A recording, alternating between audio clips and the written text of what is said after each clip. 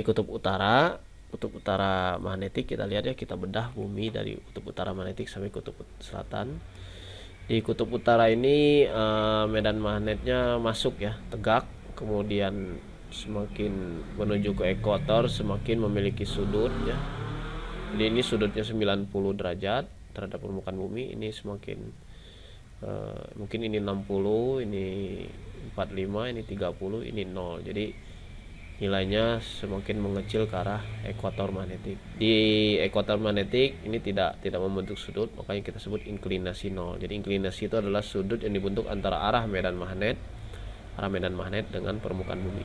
Kalau di bagian selatan itu arah medan magnetnya sudah keluar, itu kita sebut sebagai inklinasi negatif. Jadi inklinasi itu perbedaan arah medan magnet, arah vektor ya, terhadap permukaan. Jadi semakin ke selatan inklinasinya semakin negatif, semakin besar. Ini 90 minus, ini 90 plus, ini 0. Seperti itu ya. Jadi Indonesia itu berkisar di sini, adanya di sini Indonesia. Di inklinasi negatif tapi agak rendah. Jadi kalau suatu benda diletakkan di suatu tempat yang memiliki medan magnet luar, maka dia akan menghasilkan intensitas magnetik.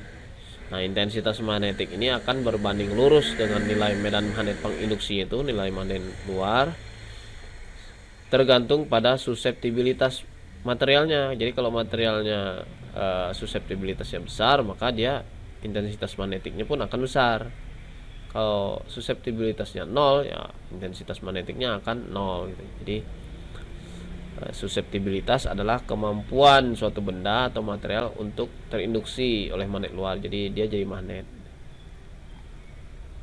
Ini contoh kalau kita punya bumi ya, ini bawah permukaan, terus ada medan magnet luar, medan magnet regional, medan magnet utama lah, medan penginduksi. Kemudian kita punya benda yang memiliki nilai suseptibilitas tertentu, jadi dia bisa diinduksi sehingga dia akan menjadi magnet.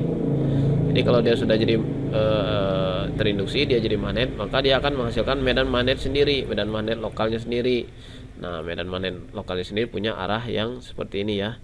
Jadi medan magnetnya ini akan keluar sampai ke permukaan bumi. Nah, inilah medan magnet lokal. Jadi arahnya ada yang berlawanan seperti ini berlawanan nih. Ada yang searah ya, ada yang searah nih kalau di sini.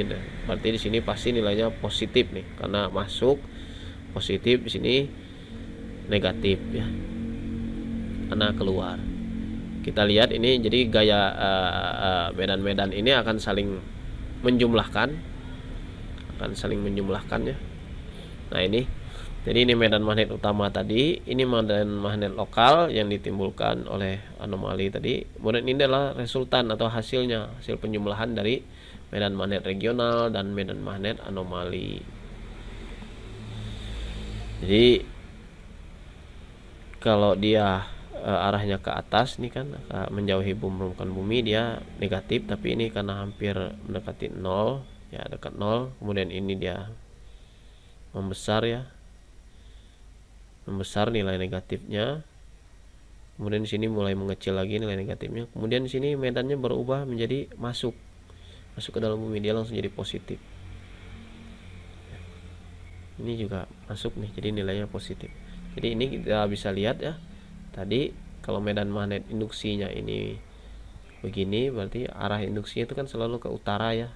Ini utara nih, ini utara, ini selatan. Jadi ini utara, ini selatan ya. Jadi kalau kita lihat dari medan magnet penginduksinya ini menunjukkan bagian utara. Jadi bagian utara nilainya negatif, bagian selatan nilainya positif untuk inklinasi yang positif. Jadi inklinasi positif akan menghasilkan nilai negatif di bagian utara dan negatif di utara dan positif di selatan.